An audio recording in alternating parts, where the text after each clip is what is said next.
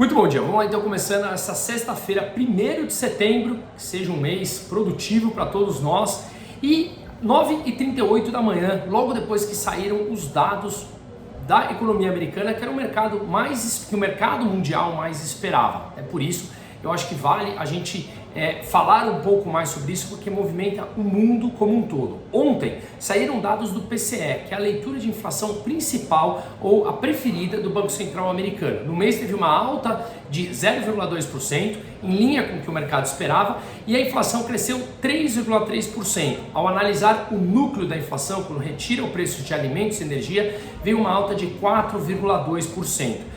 Um pouquinho acima do que o mercado esperava, mas basicamente mostrou que a inflação ela continua ainda preocupante. Lembrando que a meta da inflação é de 2% e o núcleo está em 4,2%. Então, isso abre espaço para que o governo americano tenha, eventualmente, que subir mais um pouco a taxa de juros ou, como eu acho, permanecer por um bom tempo ainda com taxas de juros mais restritivas, dada toda a intervenção que a gente viu na economia na última década, não só nos Estados Unidos, como na zona do euro, em outros bancos centrais também, e aí afundando o pé no acelerador durante a pandemia. O dinheiro em circulação, em depósito à vista e depósito a prazo, não só nos Estados Unidos como no mundo todo, que é o chamado M2, um agregado monetário, continua muito maior do que estava pré-pandemia. Mais dinheiro em circulação naturalmente leva como consequência a alta dos preços, tá? E ainda mais temos que analisar outros fatores exógenos, como por exemplo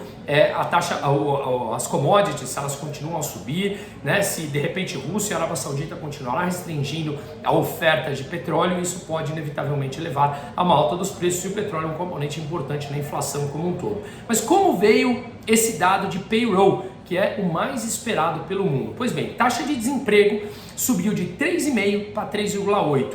Bom sinal, ou seja, dados que mostram enfraquecimento da economia americana, o mercado interpreta bem. Ainda mais, se a gente olhar logo depois que saíram os dados, a bolsa americana subiu bastante frente ao que estava antes, porque o mercado começa a esperar que a economia americana está enfraquecendo, e aí uma economia enfraquecida eles não precisam subir mais juros. Subir juros mais ainda significa que a economia pode ter não apenas um pouso suave, mas sim o chamado pouso, digamos, mais duro, né? E a economia passar por uma recessão mais severa. Veremos isso. Outro dado que saiu, ganho por hora dos trabalhadores. Teve uma alta de 0,2% no mês e no ano anualizado 4,3%, também abaixo do que o mercado esperava, ou seja, trabalhadores ganhando menos.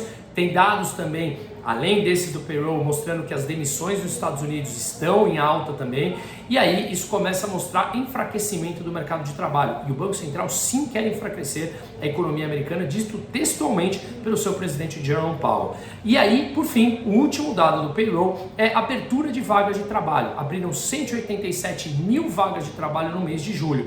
No mês anterior, tinham aberto 157 mil. E a expectativa era 170 mil, então abriram mais vagas do que o mercado esperava. Poucas vagas, 17 mil a mais do que o mercado esperava. Mas a taxa de desemprego subiu de 3,5% para 3,8% e o ganho por hora dos trabalhadores declinou. Portanto, o mercado interpretou até o momento bem, ou seja, a economia sim esfriando, e isso pode levar a que o Banco Central americano não suba mais a taxa de juros. Como eu falo aqui, explico, taxa de juros mais alta nos Estados Unidos significa moedas mais fracas nos países emergentes. Ou seja, isso pode levar a processo mais inflacionário nos países emergentes, que não são responsáveis fiscalmente, no médio e no longo prazo pode comprometer mais ainda. Então, momentos de valorização de câmbio nos países emergentes abre uma oportunidade para dolarizar uma parte do seu patrimônio, ainda mais agora nos Estados Unidos. Você consegue 4, 5% em juros comprando título público americano ao ano em dólar, ou seja, há oportunidades, é justamente isso que a gente vai falar no nosso encontro amanhã, sábado, o dia inteiro, presencial aqui em São Paulo, tá? Pois bem, no Banco Central Europeu o discurso também foi duro de que as perspectivas por lá continuam incertas, a inflação continua pressionando muitos dos países, muito longe da meta de 2% ainda na casa dos 5% a inflação na zona do euro, e saíram dados do PMI industrial, ou seja, a indústria, como está a indústria em países como Alemanha, Reino Unido e na zona do euro como um todo. Dados abaixo de 50 é retração.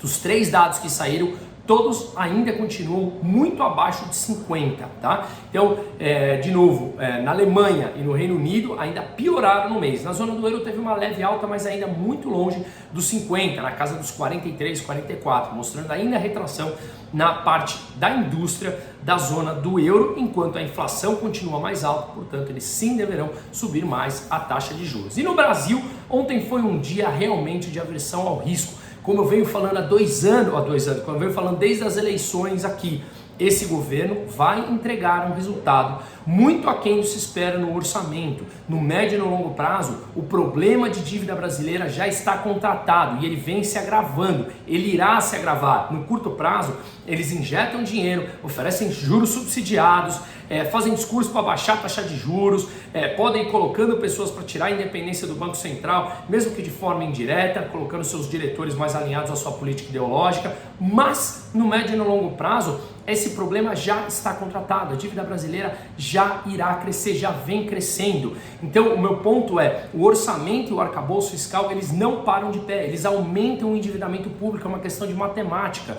E aí, naturalmente, se o Brasil não cuida do seu fiscal, mais cedo ou mais tarde, os investidores aqui e de fora exigirão mais juros para emprestar dinheiro ao Brasil. E esse é um círculo vicioso que a gente viu nas duas últimas décadas do Brasil. Ou seja, aliás, na história do Brasil mais recente. A gente precisa cortar gastos, inevitavelmente esse governo só vem aumentando. E aí o mercado respondeu a isso ontem, que a gente fala isso desde as eleições, mas eu não sei aonde muitos economistas brilhantes, por sinal, estiveram ao longo desse tempo achando que eles teriam um lampejo de tranquilidade, um lampejo de sinceridade quando você tem no comando pessoas que textualmente falam que eles vão gastar mais e não querem respeitar quadros fiscais. A surpresa positiva tem sido ainda o próprio Haddad, em que ele, apesar de eu discordar 100% das políticas ideológicas dele, políticas econômicas, ele que vem fazendo o contrapeso dentro da ala mais radical do PT, da obrigação de seguir a regra fiscal. A regra fiscal é ruim, ela poderia ser péssima ou não existir, ela é ruim. Então é melhor ter algo ruim do que simplesmente inexistir, senão o nosso caminho seria Argentina inevitavelmente. Mas o Haddad, ele vem reforçando a importância com o Lula de ter que sim cumprir um mínimo de uma regra fiscal. De novo, a regra fiscal sim eleva o endividamento público brasileiro, mas ele poderia levar numa magnitude muito maior.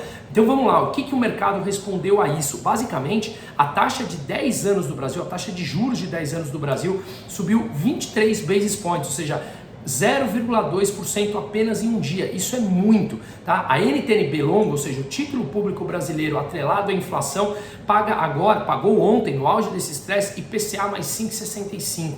É oportunidade de alocar em taxas de juros atrelados à inflação nesse momento. Quando essa taxa de juros futura cai, o título valoriza. E quando ela estressa dessa maneira, tem oportunidades de comprar e garantir uma taxa interessante, tá? O que o orçamento apresentado ontem mostrou? Que o governo não mais precisa de 130 bi para fechar as suas contas em 2024, mas sim 168 bilhões. A receita dentro do orçamento apresentado cresceu 343 bi. Só que essa receita de 343 bi, metade dela, 168 bi, depende do Congresso aprovar as reformas que o PT quer. E também de realmente a receita, os impostos, irem exatamente em linha com o que eles projetam. E nunca o que eles projetam é racional, é sempre superestimado. Portanto, a conta é muito difícil de fechar. Veja, eles colocaram no orçamento que as despesas discricionárias, aquelas não obrigatórias, cairão 20 bilhões. Só que saúde e educação, que eles tiraram do teto, está dentro das despesas discricionárias. É impossível que ela caia 20 bi. E que mais que ela colocou? Que as despesas obrigatórias cairão 7 bi. Como que você derruba despesas obrigatórias em 7 bi se elas são obrigatórias? É inconsequente o que esse plano do governo da ala mais radical está apresentando. É inconsequente esse orçamento que o Brasil está fazendo. Ele não vai conseguir fechar a conta no 0 a 0 no ano que vem, ou seja, sem o resultado primário no 0 a 0, ou seja, não gastar mais do que arrecada, que é o que manda a obrigatoriedade do arcabouço fiscal. Ele não vai conseguir por uma questão matemática aqui. E aí, como eu falei essa semana, eles começaram a discutir internamente que eles poderiam descumprir. É óbvio que eles descumprirão. Mas o Haddad está falando, mesmo que a gente descumpra, ele falou isso, mesmo que a gente descumpra, vamos manter a meta, senão o mercado vai ficar mais receoso e as taxas de juros subirão, o dólar subirá. É óbvio que não cumprirão a meta, é óbvio. A gente não precisa ser uma criança, basta fazer conta matemática, está claro, isso, esse é o jogo político. Eles falam que vão cumprir, não cumprirão e lá na frente abrem alguma brecha para poder gastar mais. Inclusive, o gasto dentro do orçamento apresentado já supera os 70% da receita do ano anterior, que é o que manda o arcabouço fiscal. E eles já começaram a mexer para gastar 32 bi fora do gasto com autorização do próprio Congresso. O Brasil sempre acha brecha para gastar mais, portanto se proteja. Se o dólar acha algum meio, se o real se valoriza em algum momento momentâneo, pontual, como a gente está vendo agora, e pode ser que dure mais um tempo, aproveite para a gente dolarizar, ou nesses momentos de estresse, como eu falei ontem, de pegar essas taxas de juros atrelados à inflação. É justamente esse o nosso papo com os nossos principais clientes. Mas no momento do pânico é mais difícil de tomar essa decisão. Mas são justamente nessas horas que a gente vê as melhores oportunidades, tá? Pois bem, outro ponto importante, como eu falei que metade das receitas, ou seja, os 168 bi depende da aprovação, nós estamos falando de aprovações que não são fáceis, fundos exclusivos, fundos offshore que passarão, tá? Seremos tributados, obviamente. E uma outra aqui, que eles mandaram por MP, por medida provisória, porque assim é mais fácil para eles aprovarem. Ela tributa a subvenção e vai afetar o resultado das companhias. Vamos lá, se o texto for aprovado pelo Congresso a partir de 2024, as empresas ficarão obrigadas a pagar imposto de renda, contribuição social sobre lucro líquido e COFINS sobre os valores concedidos pelos estados. Isso pode afetar uma queda no resultado das empresas de até 30%.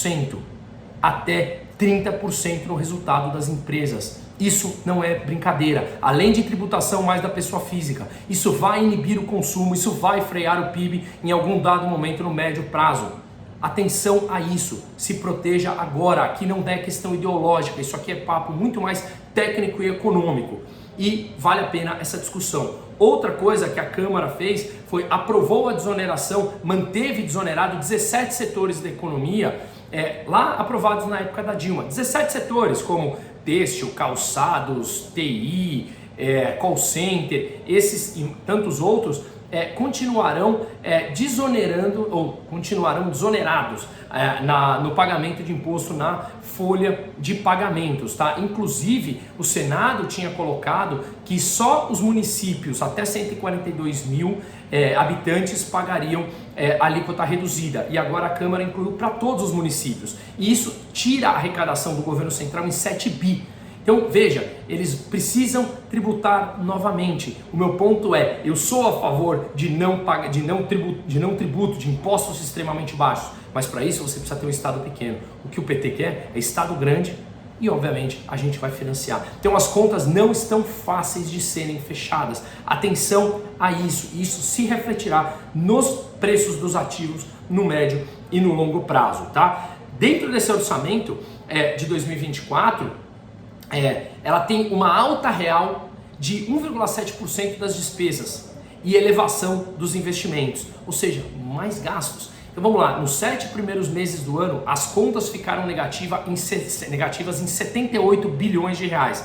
As despesas cresceram 8,7% em termos reais e as receitas caíram 5%. Ou seja, despesa cresce quase 9% e receita cai 5%. Como a gente vai fechar as contas, pelo amor de Deus, gente? Isso é uma mera matemática. Dá pra gente, não precisa ser muito brilhante para a gente prever isso. Inclusive, dentro do orçamento de 2024, ela prevê um salário mínimo que vai a R$ 1.421. Ou seja, aumenta o salário mínimo e ele será corrigido por INPC, Índice Nacional de Preços do Consumidor, mais a alta do PIB de 2 anos anterior. Em 2024, ele vai corrigir via inflação e INPC, mais a alta do PIB de 2022, mais gasto público. Então, gente, a questão é, o Estado precisa diminuir, ele é grande e é ineficiente. O que eles estão fazendo é crescer ainda mais. Agora, claro, não adianta a gente ficar batendo na tecla disso. Ir contra o que o PT fala é uma imaturidade nossa, eles não mudarão. A questão é como nos protegermos disso, e há meios para isso. Né? Não adianta ficarmos indignados com o que o PT está entregando. É isso que eles entregam, sempre entregaram. O meu problema são pessoas que duvidavam disso, mas a vida mostra, o resultado está aí. E página virada, somos adultos agora. A questão é entender como nos protegermos disso. Eu dei aqui algumas dicas. que é o que a gente fala para grande parte dos nossos clientes e falaremos no evento amanhã e o que eu tento passar aqui diariamente. Dúvida, por favor, nos avise. Obviamente, o BTG, que é meu sócio na empresa, ele tem 49% da Aquavero, que eu sou um dos sócios da empresa, que a gente cuida dos investimentos aqui no Brasil, e no exterior a gente usa ou o BTG ou a Avenue. Então, quem tiver dúvida, por favor, me avise. Quem quiser passar a conta da Avenue para debaixo assim, do meu nome, para que eu possa auxiliar nos investimentos, será um imenso prazer. Um ótimo dia para todo mundo.